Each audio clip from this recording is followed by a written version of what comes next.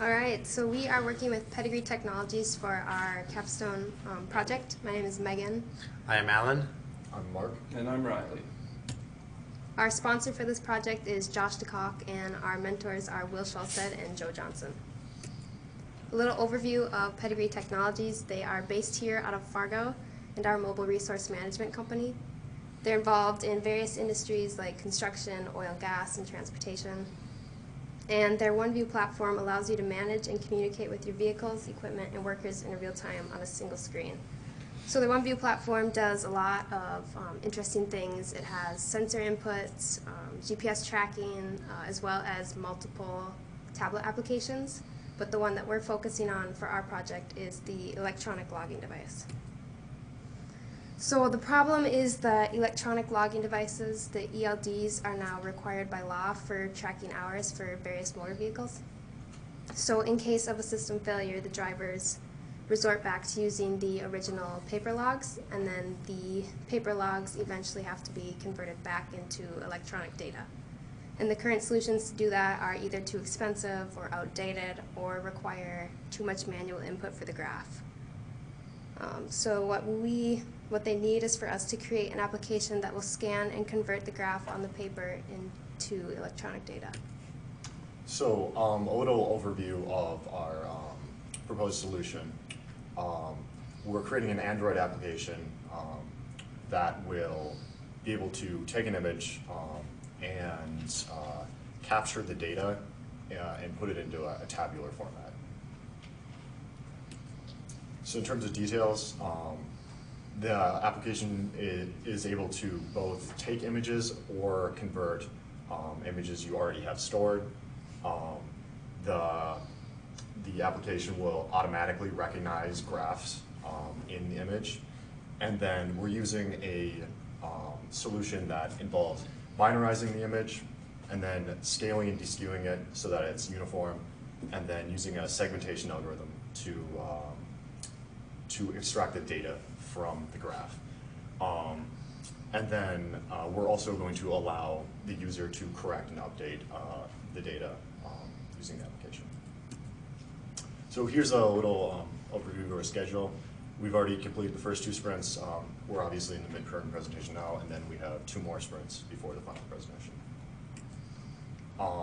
During our first sprint, what we were doing was researching solutions and developing a plan.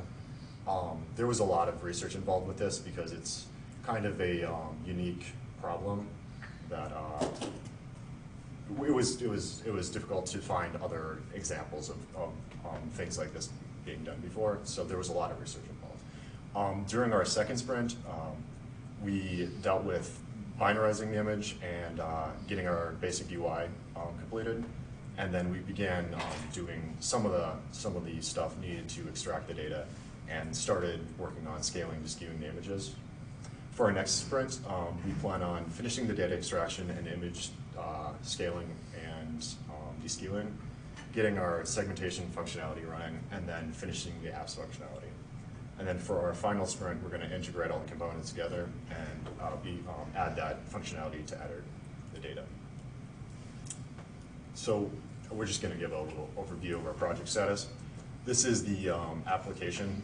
This is what the UI will look like. We're using an Android Studio to develop this.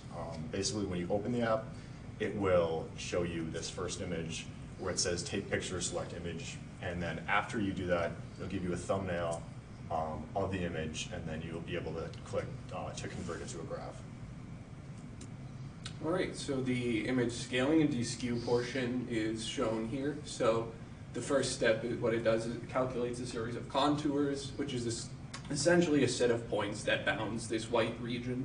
So it uses edge detection to say, okay, this is where it stops. What are the points of transition around this bounding box that we calculate?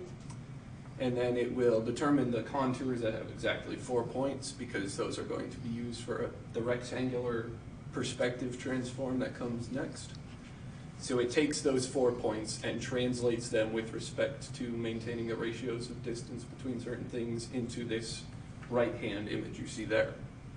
And then after it's gotten to this point, after it's been deskewed, we're going to scale it to uniform size so that the segmentation portion can accurately extract the data we need. So for the binarization portion of the project, the first step is to convert the original red and white image into grayscale.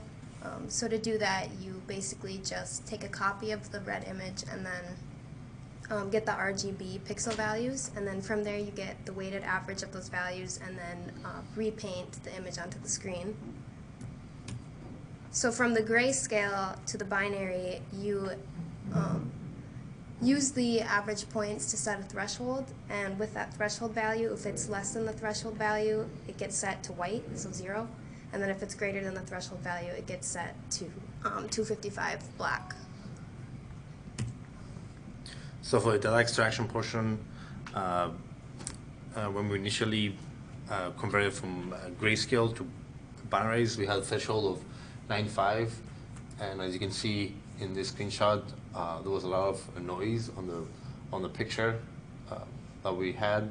So when I had started trying to come up with an algorithm that essentially would only give me, this top portion and get the values, I would get in all the different portions I didn't want that were not in the graph. So I started playing around with the threshold values, and as you see, as the value decreases, the image gets clearer. So at the moment, 78 seems to be the best threshold value, but still trying to play around. A couple values up or down might be the exact point for that. And then this is just showing, I'm just going through each width and seeing what values are on the y-axis. And then I'm just testing for big values. So if there's a small dot that would not get removed from the threshold at 78, then it would not show up and I would not have to deal with it in the algorithm. And that's why I'm testing only for big values. Moving on to activity diagram, just a small big overview. Our driver, we wanted him to be able to submit an image that was either taken or uploaded from the device. Once the image is processed, and it's like binarized, skewed, and segmented, and the graph is translated to tabular format, the driver would then be able to modify the translated graph through the tabular format. So if it's off for 15 minutes, then it'd just be a few clicks or touches in order to make that right. And then the table will be then submitted to the electronic logging device. Also, a small overview of our completed progress so far. We've got the binarized to work very well, extracting the data. Still have to come up with the exact algorithm, and that's going to come more into play when we are able to scale and skew the image. So we will always have a fixed graph, and then we'll be able to segment it and focus more on what areas need to be read. Because let me see, as you see on the graph, you could like on duty or driving, then we can segment that and add values to those points to look at. And then we haven't had much time to start on the tabular data or the segmentation because we need to get the skewing done, but that's all going fairly well as well. And then some risk and issues we've had for the project is, as mentioned previously, our first sprint was on research. We researched extensively on optical character recognition. Kind of got a feel for that, and we realized that we couldn't really use that for graph translation. So we dove into optical graph recognition and kind of followed their outline of doing stuff, and that's how we came up with the binarization, the skewing, segmentation portion of this project. And then we're trying to figure out if our approach it's going to work. We're progressing very well so far. Everything's coming into play, but we won't know maybe if it's not too late. Hopefully not, but kind of go from there. All right, so in retrospect thus far in the semester, on the positive side, we've come to know that using our first sprint pretty much exclusively for research was a pretty good decision. simply because had we jumped straight into implementation at that point, we would have more than likely lost a significant amount of time just trying to hammer out something that wouldn't work, given that our first train of thought was totally wrong.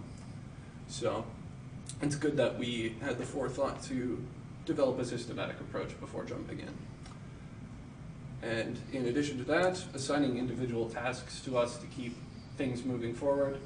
So most of these components are pretty independent of each other. The scaling doesn't depend on the binarization to be done, so they can work on all of those components separately. And we can pretty much produce an ideal image to work with at each of the stages of the project so that we can progress in every direction. So far, the project has been really interesting and a lot of fun to work on. It's challenging, nothing we've ever encountered before, so expanding our technical horizons, jumping into pretty niche technology here. And our weekly team meetings have been very good for us. We're able to communicate, make sure we're up to date on our progress, keep things moving forward, staying on track, and also establishing a good team morale. And on the negative side of things, we've been underestimating the effort for the various parts of the project that we're completing. And that's bound to happen given that we are students and we don't have the breadth of estimation expertise that a more seasoned veteran might have, so that'll come with time. From here on to the end of the semester, we intend to finish the scaling and deskewing portion of the image. We're going to complete data extraction, so calculating the height of the graph and determining which portion of the state that the driver's in from there, and converting that into a table. And then we'll start working on the segmentation, which is that very same process of extracting the height of the graph and which state they're in. Integrating all of our separate components together, because right now, like I said, we're working on this kind of in parallel. So there's bound to be some growing pains in merging together all of our separate branches. So we'll have to make sure that we have adequate time to hammer out any of those conflicts. And add a feature to manually edit the tabular data. That's something where it's a little ways off, but it's not going to be terribly difficult to implement, I don't think. And as a stretch goal, there's, if you want to scroll back to the graph, it's got some text fields on it, like you see up here with the where they're coming from, the name, and things like that, and all these locations at various times. So as a stretch goal, we're going to use OCR to extract that, but it's entirely possible that we don't get to that. Any questions? I guess since your estimates were off, have you gone back and said, hey, we have this remaining stuff. Clearly it's probably not correct. Let's re-estimate this. Have you done that yet, or? We have not, but it's certainly something that would end up being useful for us. So I think we're going to probably do that at the beginning of on sprint rate. Re-estimate. It's a good place for it. Yeah. When it comes to the binarization threshold, have you guys tried a variety of images or just a few stock like demo images to make sure that the same threshold will produce the right results given your different lighting, different camera qualities and whatnot? It's actually just been used on just like the basic images from Google. We haven't drawn out our own and taken pictures of them yet.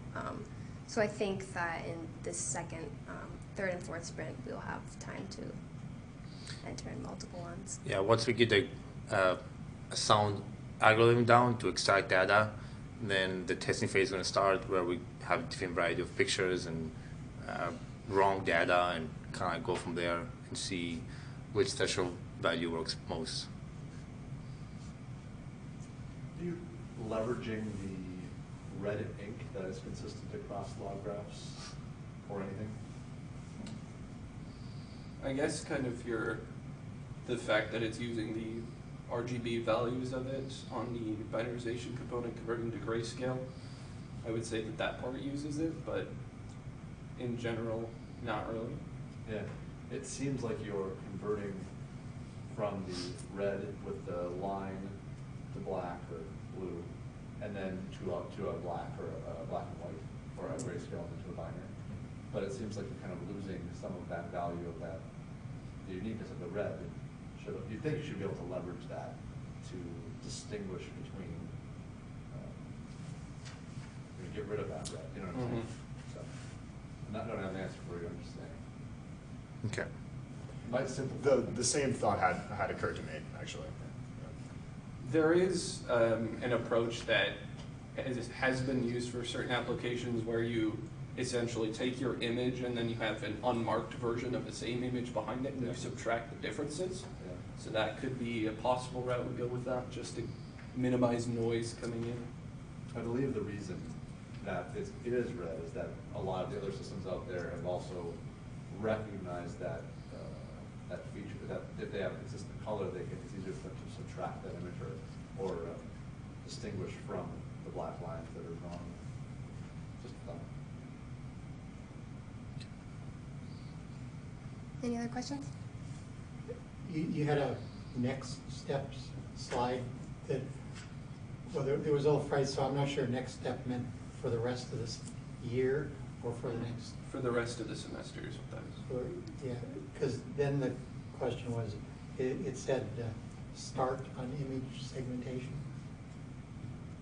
So I was hoping it was do segmentation, image segmentation. That was a little bit confusingly worded. Well, I guess once we get the image, properly skewed every time, then we can segment it and focus on that. But we haven't got the image skewed and scaled, so It is sort of The next step is slightly to do. contingent. Yeah. It's just a wording. Okay. Yeah. Thank you.